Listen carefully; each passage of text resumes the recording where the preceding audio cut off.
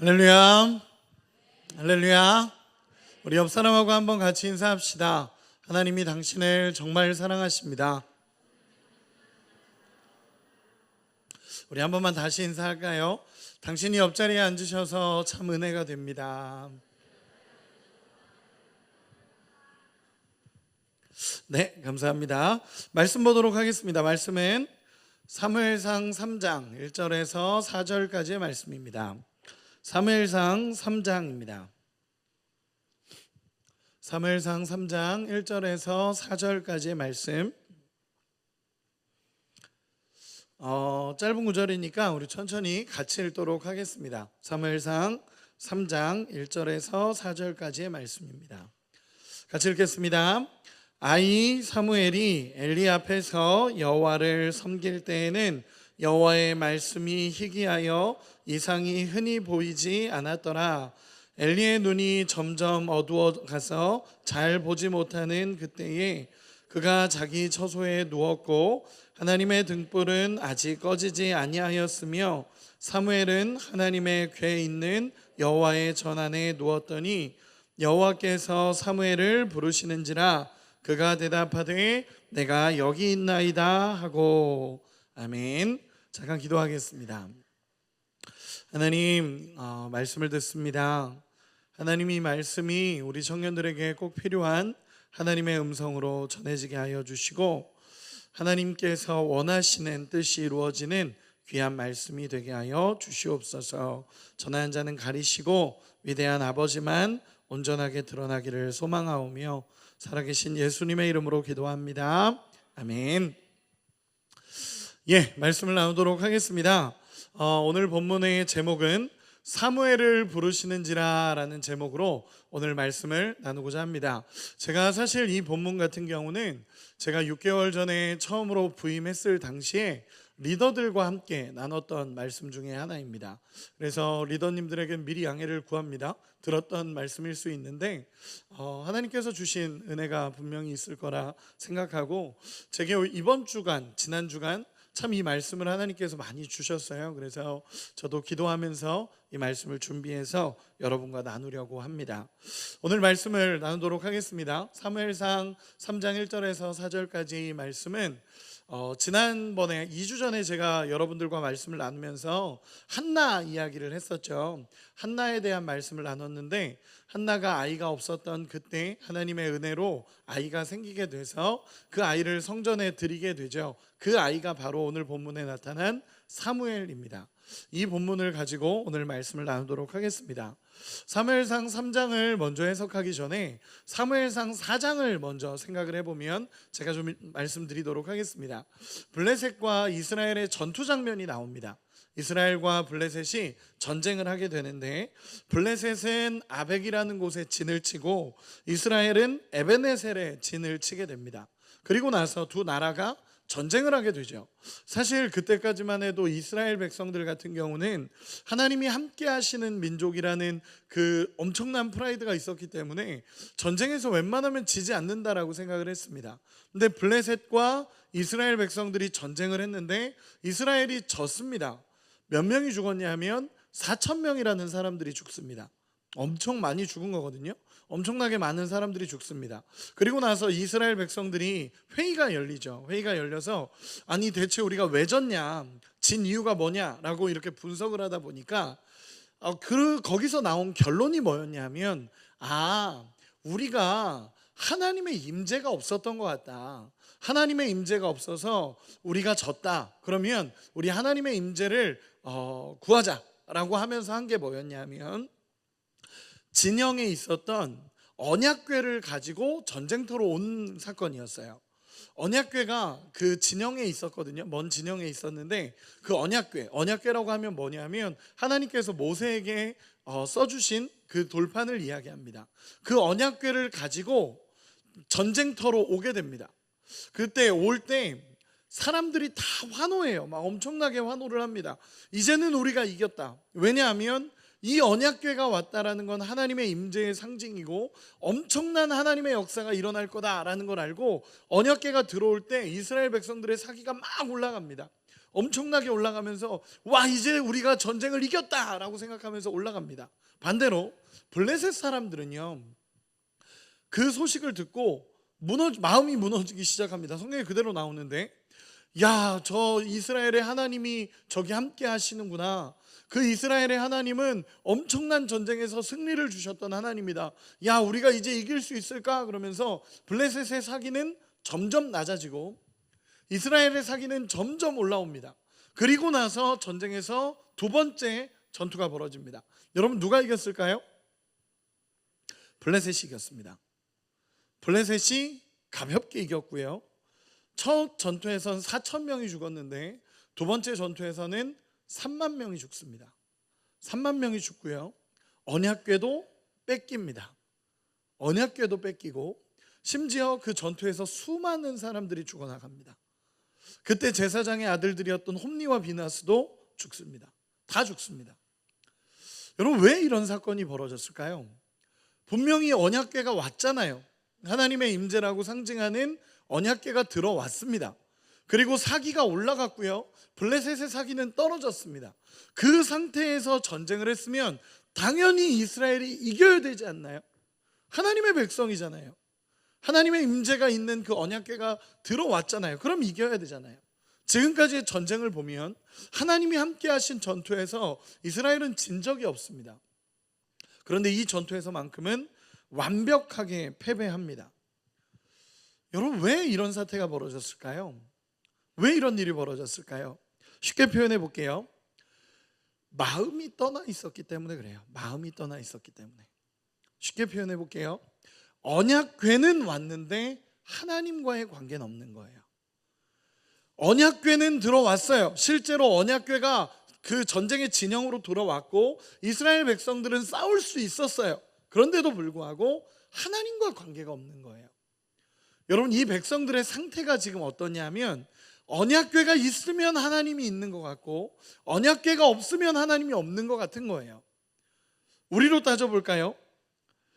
예배는 드리고 내가 신앙생활을 하는 것처럼 하지만 하나님과의 관계가 없을 수 있다는 거예요.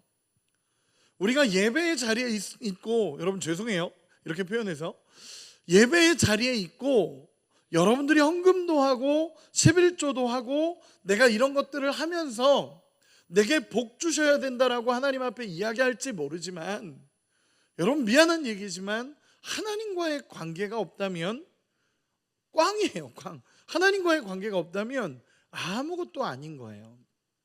오늘 본문은 그 얘기를 하고 있는 거예요. 내가 아무리 언약궤가 있고 내가 이걸 가지고 전쟁에 나갔다 하더라도 하나님과의 관계가 없었기 때문에 그들은 원수에게 패배하고 완전히 무너진 상태가 된다라는 것입니다. 여러분, 우리의 신앙도 마찬가지예요. 우리의 신앙도 어쩌면 내가 이것도 하고 내가 이것도 하고 내가 헌신도 하고 내가 이것도 하는데 미안한 얘기지만 하나님과 관계가 없을 수 있어요. 그래서 오늘 이야기하고 싶은 건요, 우리가 하나님과의 관계를 이야기하고 싶어요. 오늘 말씀으로는. 그러면 이제 본문으로 들어와서 사무엘상 3장에 보면요, 사무엘상 3장에 보면 이렇게 이야기를 합니다. 이 시대는 제가 몇 번 이야기했지만, 한나 설교할 때도 이야기했지만 사사시대였어요.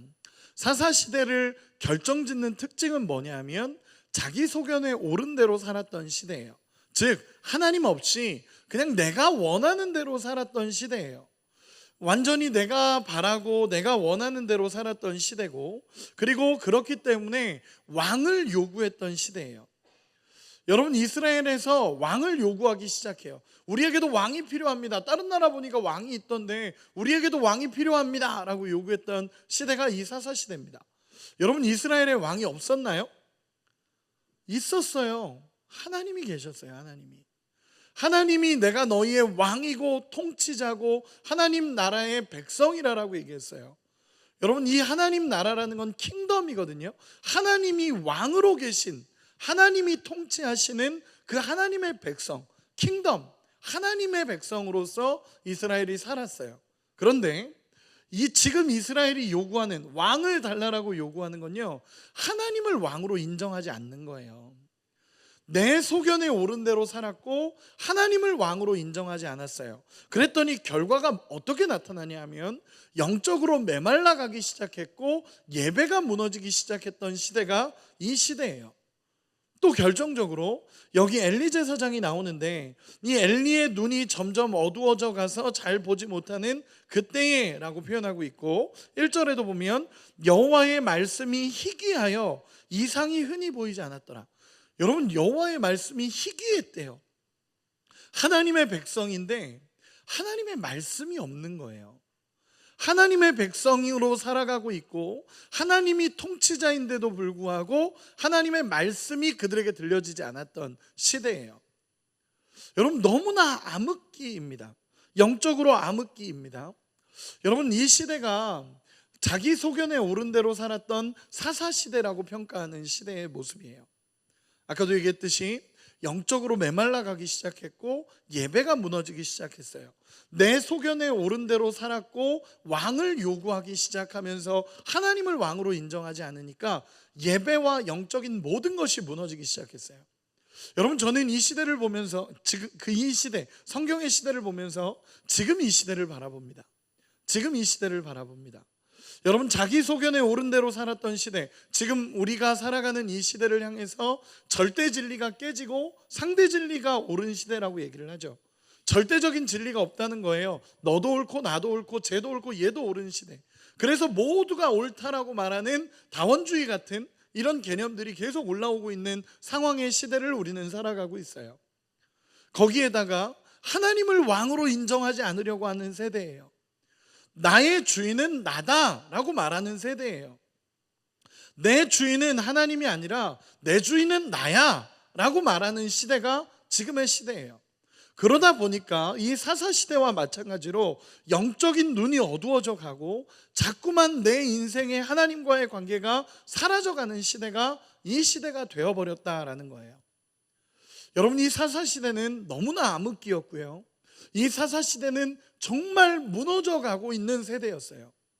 앞도 보이지 않았고 흑암이었어요. 여러분, 잘 생각해 보세요. 하나님을 왕으로 인정하지 않아.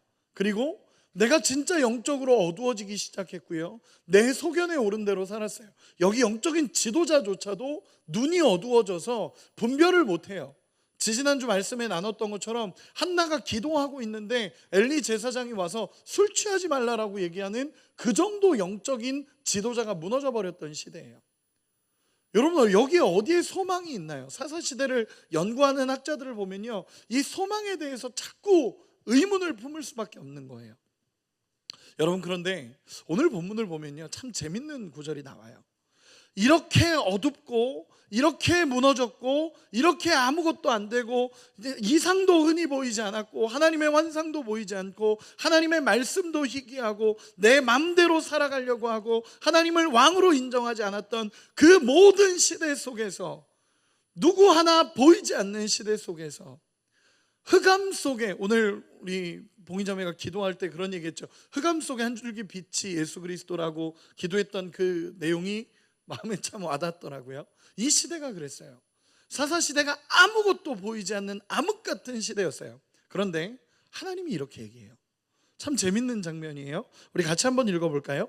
3장 3절입니다 3장 3절 3장 3절 우리 같이 오늘 성경을 몇 구절 계속 찾으면서 갈 겁니다. 우리 3장 3절 같이 읽겠습니다. 시작. 하나님의 등불은 아직 꺼지지 아니하였으며 사무엘은 하나님의 궤 있는 여호와의 전 안에 누웠더니. 4절도 같이 읽읍시다. 여호와께서 사무엘을 부르시는지라 그가 대답하되 내가 여기 있나이다 하고. 아멘. 여러분, 잘 들어보세요. 이 암흑, 빛이라고는 하나도 보이지 않는 그 시대, 정말 내 마음대로 살아가고 하나님을 왕으로 인정하지도 않고 내가 원하는 대로 살았던 그 시대인데, 우리의 눈으로 보기에는 여기에 무슨 소망이 있어요? 여기에 어떤 소망이 있고 어떤 빛이 있어요? 그런데 하나님 이렇게 얘기하시는 거예요. 하나님의 등불은 아직 꺼지지 않았다 라고 표현하시는 거예요. 3장 3절에 하나님의 등불은 아직 꺼지지 않았다 라고 표현해요. 그 하나님의 등불이 사무엘이에요. 여러분 한나 말씀을 나누면서 그런 얘기했죠. 한나가 하나님의 마음을 알고 하나님 앞에 드린 사람이 사무엘이었어요. 그리고 그 사무엘은 하나님의 꺼지지 않는 등불로 그 자리에 서 있어요. 여러분, 이 사무엘이라는 사람의 나이는요 굉장히 아이였다라고 표현해요. 즉 굉장히 어렸던 사람이에요. 근데 이 어린 사무엘을 보면서 하나님의 꺼지지 않는 등불이었다라고 표현해요. 이 시대에 정말 무너져가고 있고 정말 암흑 같은 그 시대인데도 불구하고 아직 하나님의 등불이 꺼지지 않았는데, 그 꺼지지 않았던 하나님의 등불이 무엇이냐라고 말하면 하나님의 사람 한 명이었어요.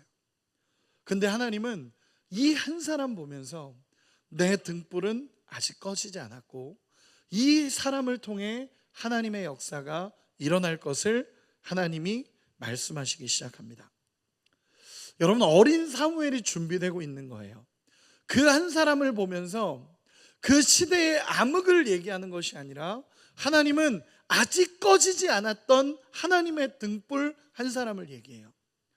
저는요 성경을 계속 읽으면서 제가 느끼는 건 뭐냐면, 여러분, 시대가 악하지 않았던 시대가 어디 있겠어요, 그렇죠? 여러분, 악하지 않았던, 선하기만 했던 시대가 있나요? 지금 우리가 살아오면서 없어요. 선하기만 했던 시대는 없습니다. 근데 항상 어쩌면 무너져 가던 그 시대에 하나님의 등불로 서 있는 한 사람들이 있었어요. 그리고 그 사람들을 통해, 그 기도를 통해, 그 하나님 앞에 섬을 통해 하나님은 그 시대를 바꿔가시기 시작하셨어요. 그 시대를 바꿨던 사람이 사무엘입니다. 그럼 한번 보도록 하겠습니다. 왜 하나님께서는요 이 사무엘을 향해서 하나님의 꺼지지 않는 등불이라고 얘기했을까요? 이유가 있을 거 아니에요.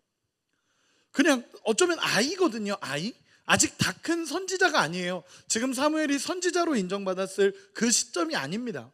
아이예요, 아이. 이 아이였던 사무엘을 향해서 하나님이 꺼지지 않는 하나님의 등불이라고 말했던 이유들이 있다라는 거예요. 여러분, 한번 생각해 볼게요. 여러분, 사무엘이, 요즘에 그런 얘기 많이 하잖아요. 엄마 뱃속에 있을 때부터 태교를 잘해야 된다라는 얘기도 굉장히 많이 하잖아요. 그렇죠? 태교가 영향을 준다라는 얘기를 저는 전문적이지 않아서 잘 모릅니다. 그런데 그런 얘기를 저도 들었어요. 저희 아내 같은 경우도 첫째 아이가 생기니까 그렇게 좋아하던 커피를 끊더라고요. 이게 뭐 영향을 줄 수 있을 것 같다고 그러면서 커피를 딱 끊어버리더라고요. 모르겠어요. 둘째 때는 마시던데 잘 모르겠어요. 첫째 때는 어쨌든 끊었었어요. 그러니까 어쨌든 영향을 준다라는 거예요. 그럼 봅시다. 사무엘의 어머니가 한나였어요, 그렇죠? 한나가 있었는데 이 한나가 집안에서 살아갈 때 분인나라는 둘째 아내가 있었어요. 여러분, 저는요 그 가정에서 살아가는 것 자체가 쉽지 않은 시간이었을 거라고 생각해요. 그 부정적인 영향이 어쩌면 흘러들어올 수도 있잖아요. 그리고 또 넘어가 봅시다. 한나가 3살 때 사무엘을 성전에 드리거든요. 3살 때 성전에 드립니다. 그러면 이 사무엘이 말이 좋아 성전에 드린 거지, 사무엘 입장에서는요 3살 때부터 부모랑 떨어진 거예요. 3살 때부터 부모랑 떨어져서 사무엘은 혼자 성전에서 자란 거예요. 여러분, 어떨 것 같아요? 그리고 또 그 시대의 가장 악동이라고, 그냥 좋게 표현해서 악동이에요. 가장 악했던 그 엘리 제사장의 아들 홈니와 비느하스랑 같이 자랐어요. 그 시대에 가장 악했던 사람들이에요. 홈니와 비느하스와 사무엘과 함께 자랐어요. 그 가정에서 자랐으니까, 성전에서. 근데 이 홈니와 비느하스가 어떤 사람들이었냐면, 성전에 예배드리러 오는 그런 사람들의 물건을 빼앗고 그리고 희롱하고 이랬던 사람들이 홈니와 비느하스예요. 제사장의 아들들인데 그런 아들들과 같이 자랐어요. 여러분, 생각해 보세요. 우리가 친구 잘못 만났다 뭐 이런 얘기 많이 하잖아요. 사무엘은 진짜 잘못 만난 거예요. 친구 진짜 잘못 만나서 그렇게 자랐어요. 여러분, 한번 물어봅시다. 사무엘이 정상적으로 자라는 게 신기하지 않나요? 사무엘이 정상적으로 자라는 게 신기하지 않나요? 저도요 이제 사역을 그래도 10년 이상 이렇게 청년들 사역을 계속 하다 보면요, 청년들하고 옛날 가정 얘기도 들어보고 이런 이야기를 들어보면 이 어린 시절에 경험했던 그 아픔들이 커서도 굉장히 아픔이 되는 경우들을 참 많이 만나기도 해요. 그런 가정 환경적인 것도 참 많이 이제 청년들하고 상담하면서 느낍니다. 저도 사무엘을 보면서 그런 생각이 들었어요. 어떻게 얘가, 죄송해요, 얘가라고 표현해서, 이 사무엘이라는 분이 어떻게 이렇게 하나님의 사람으로, 하나님의 등불로 자랄 수 있냐는 거예요. 이 아이였던 사무엘, 그 당시 제일 나쁜 놈들이랑 같이 자랐고 거기서 맨날 살았고, 내가 형이라고 부르는 그 사람들은 맨날 예배 방해하고 예배 어렵게 하고 하는 사람들이에요. 여러분 그렇잖아요. 예배 잘 드리는 사람 옆에 있으면 나도 예배 잘 드릴 수 있잖아요. 근데 예배 엉망진창으로 드리는 사람 옆에 있으면 예배 엉망진창으로 드려지지 않나요? 아니에요? 여러분 옆 사람 얼굴 한 번만 봐주세요. 예배 잘 드리시는 분인가요? 웃음소리가. 네, 다시 앞을 봐주세요. 못 본 걸로 합시다. 네, 앞을 봐주세요. 여러분 잘 들어보세요. 말이 좋아 성전에서 자란 거지 얼마나 거룩해 보여요, 성전에서 자랐다 그러면. 근데 3살이에요. 3살 때 드려졌어요. 물론 엄마가 매년 찾아오고 한 번씩 찾아오고 이렇게 했겠지만 어쨌든 얘는 3살 때부터 부모랑 떨어져서 성전에서 자란 거예요. 근데 자라는 과정도 완전 영적인 사람 속에서 자란 것도 아니에요. 엘리 제사장은 눈이 가려졌대요. 하나님의 말씀이 희귀했대요. 그런 상황이었고, 그리고 홈리와 비느하스의 악영향 속에서 살아왔는데 이 사람들은 다 아니었는데 사무엘은 하나님의 등불로 자라나기 시작했어요. 이유가 뭐냐는 거예요. 여러분 우리 성경을 한번 찾아봅시다. 같이 찾아와 주세요. 따라와 주세요. 몇 구절을 읽을 거라서 따라와 주세요. 사무엘상 1장 28절입니다. 사무엘상 1장 28절입니다. 같이 한번 읽겠습니다. 1장 28절 같이 읽겠습니다. 시작. 그러므로 나도 그를 여호와께 드리되 그의 평생을 여호와께 드리나이다 하고 그가 거기서 여호와께 경배하니라. 아멘. 2장 11절 같이 읽겠습니다. 시작. 엘가나는 라마의 자기 집으로 돌아가고 그 아이는 제사장 엘리 앞에서 여호와를 섬기니라. 아멘. 2장 18절 같이 읽어봅시다. 2장 18절 같이 읽겠습니다. 시작. 사무엘은 어렸을 때에 세마포 에봇을 입고 여호와 앞에서 섬겼더라. 아멘. 21절 같이 읽어봅시다. 21절입니다. 시작. 여호와께서 한나를 돌보시사 그로 하여금 임신하여 세 아들과 두 딸을 낳게 하셨고 아이 사무엘은 여호와 앞에서 자라니라. 아멘. 26절 한 절만 마지막으로 더 읽읍시다. 시작. 아이 사무엘이 점점 자라매 여호와와 사람들에게 은총을 더욱 받더라. 아멘. 여러분 이 모든 제가 지금 읽은 구절에서 동일한 단어들이 뭘까요? 여호와 앞에서라는 단어예요. 여호와 앞에서. 여러분 이 말이요 그냥 쉽게 우리가 훅 지나갈 수 있는 말인데, 여러분 사무엘이 자라나는 과정을 이야기할 때 항상 붙는 단어가 뭐냐면 여호와 앞에서라는 거예요. 쉽게 표현해 볼까요? 이 홈리와 비느하스는 예배 안 드리는데 사무엘은 예배 드리는 거예요. 홈리와 비느하스는 야 나가자 놀자, 사무엘은 하나님 앞에 서 있는 거예요. 항상 사무엘은 여호와 앞에서 자라났다라고 이야기를 합니다. 여호와 앞에서 자라고 여호와 앞에 서 있고 여호와 앞에 고민하고 여호와 앞에 나가는 거예요. 여러분 사무엘이 고민이 없었을까요? 아니에요. 고민이 있었겠죠. 힘든 시간이었겠죠. 얼마나 어렵게 자랐겠어요. 근데 사무엘의 특징을 보면 뭐냐면 그럼에도 불구하고 여호와 앞에 서 있는 거예요. 항상 여호와 앞에 서 있는 거예요. 저는 이런 청년들을 만나요. 진짜 이제 저도 상담을 하고 만나다 보면요, 여러분 안 힘든 사람은 없어요. 이 시대를 살아가면서 쉽지 않은 인생을 살아가는 청년들 너무너무 많아요. 그런데 그럼에도 불구하고 여호와 앞에 서 있는 청년들이 있어요. 여호와 앞에서 살아가는 사람들이 있어요. 제가 요즘 청년들을 만날 때 공식적으로 질문하는 게 있어요. 너 요즘 하나님이랑 친해? 라고 물어봐요. 많이 물어봐요. 이렇게 하나님하고 친하니? 라고 물어봐요.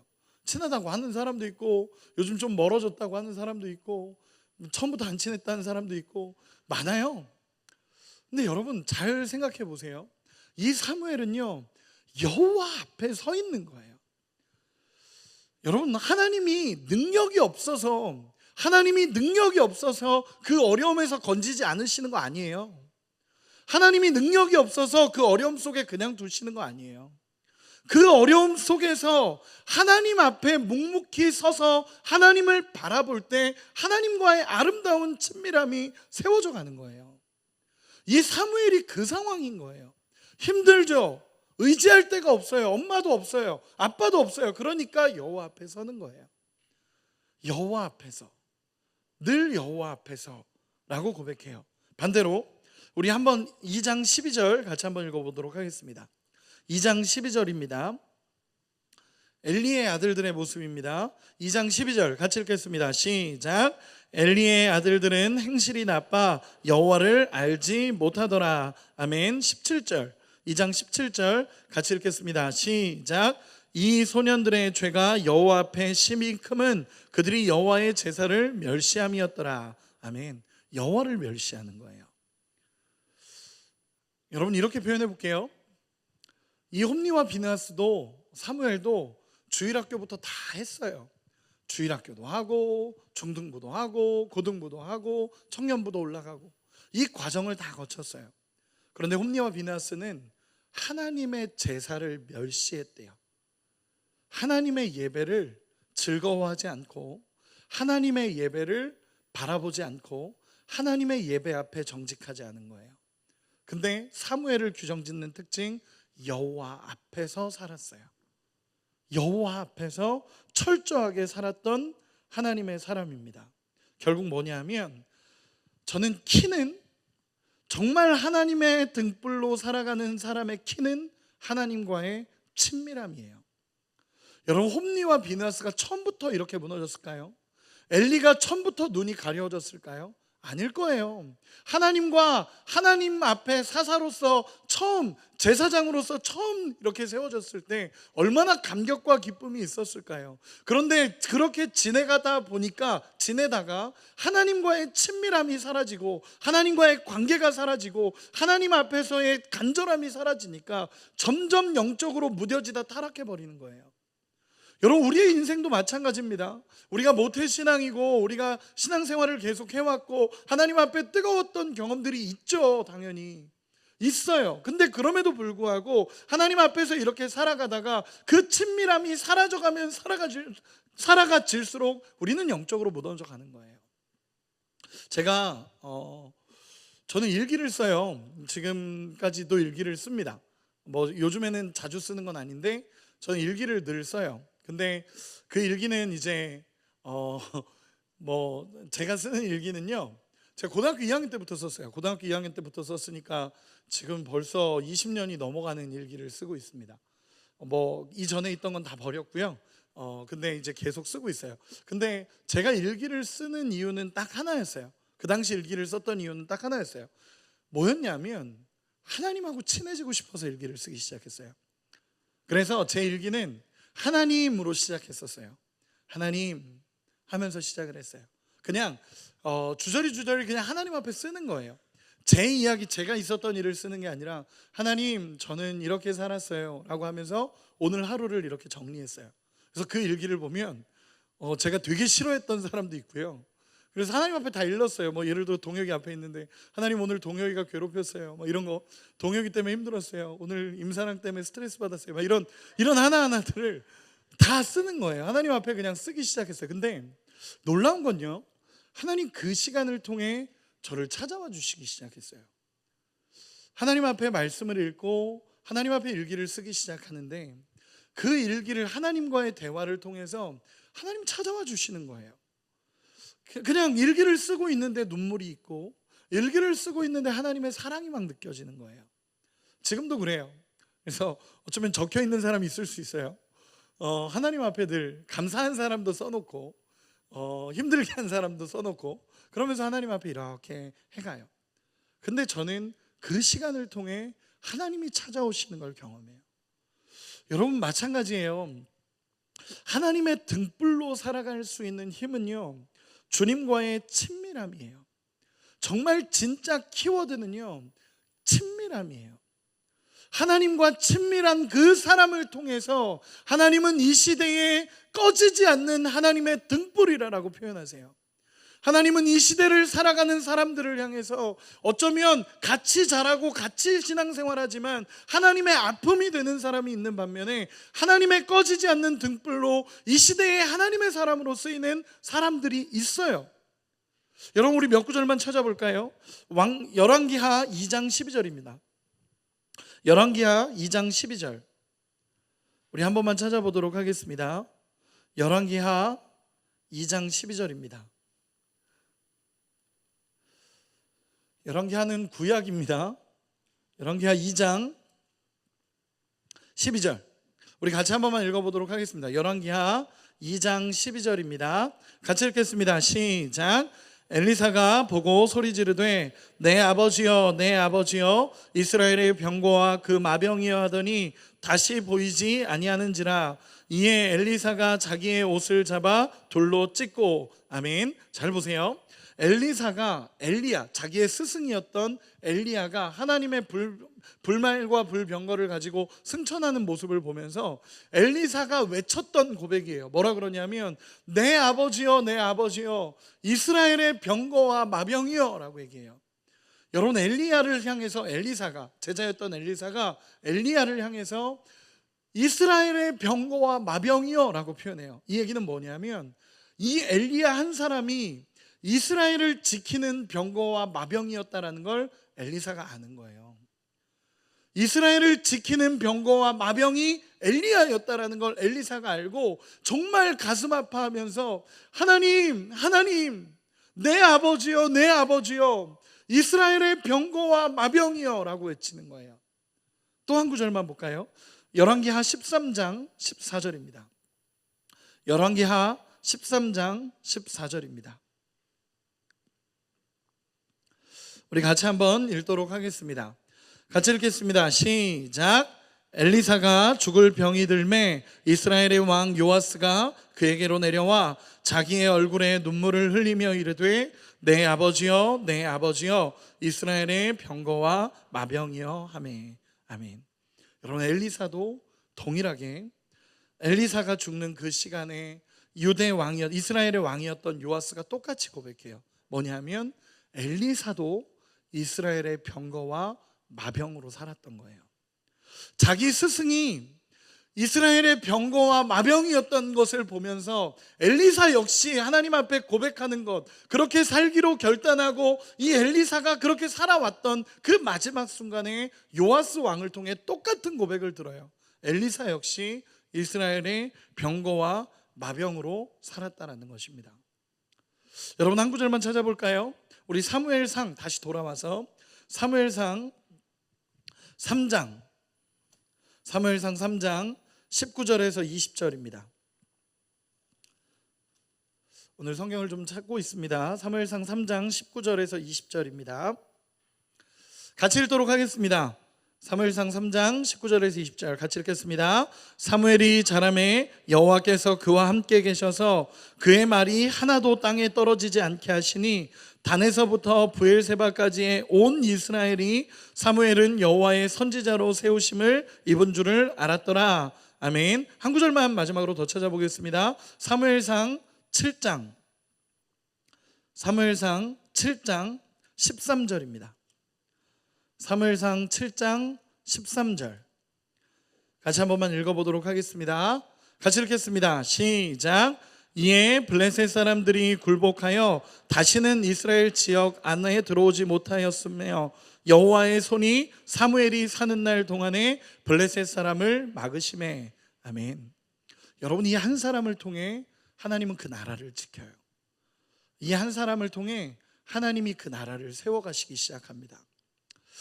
여러분, 저는 그렇게 생각해요. 이 땅을 살아가면서 이 땅이 아무리 어둡고 이 땅이 아무리 암흑 같고 이 땅이 아무리 하나님의 정의가 없는 것 같고 하나님의 공의가 없는 것 같고 하나님의 사랑이 없는 것 같고 하나님의 위로가 없는 것 같고 하나님의 임재가 없는 것 같아 보여도, 우리 눈에 너무너무 어두운 것 같아 보여도 하나님의 등불은 꺼지지 않아요. 왜냐하면 하나님 앞에 서 있는 한 사람을 보면서 그 한 사람을 통해 하나님은 다시 회복시키시고 다시 일으키시고 하나님의 사람을 세워가시기 시작합니다. 여러분, 그런 하나님의 사람이 여러분이 되시기를 소망합니다. 아멘. 이 땅에 꺼지지 않는 하나님의 등불로 살아갈 수 있는 우리 모두가 되기를 소망합니다. 이 시간에 말씀의 결론을 맺겠습니다. 여러분, 정말 살아가는 길이 무엇입니까? 저는 요즘에 그런 생각들을 참 많이 해요. 여러분, 시대가 아무리 악하고 시대가 아무리 나를 도와주지 않는 것 같고 이 시대가 아무리 힘들다 할지라도 하나님 앞에 그 친밀함을 가지고 하나님 앞에 정직하게 서 있는 그 한 사람을 통해 하나님의 역사는 일어납니다. 사무엘의 환경은 좋지 않았어요. 결핍이 있었고 분명 어려운 환경이었습니다. 그런데도 불구하고 하나님 앞에서 살아갔기 때문에 하나님은 그를 사용하셨어요. 여러분, 저는 청년들의 인생에 이런 은혜가 있기를 정말로 소망합니다. 우리가 살아가는 시간들이 쉽지 않죠. 영적으로 너무 어두운 것 같고 힘든 시간들을 살아갑니다. 그런데 여호와 앞에서 살아가는 그 은혜가 우리 가운데 있기를 소망합니다. 여러분, 언제나 핵심은 하나님과의 친밀함이에요.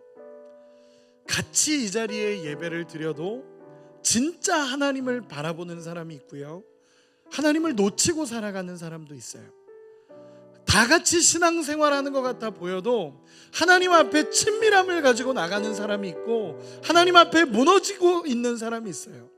다 같이 예배드리는 것 같아 보여도 하나님의 근심과 걱정이 되는 사람이 있고 하나님의 등불로 이 시간에 살아가는 사람이 있어요. 여러분, 하나님의 등불은 아직 꺼지지 않았습니다.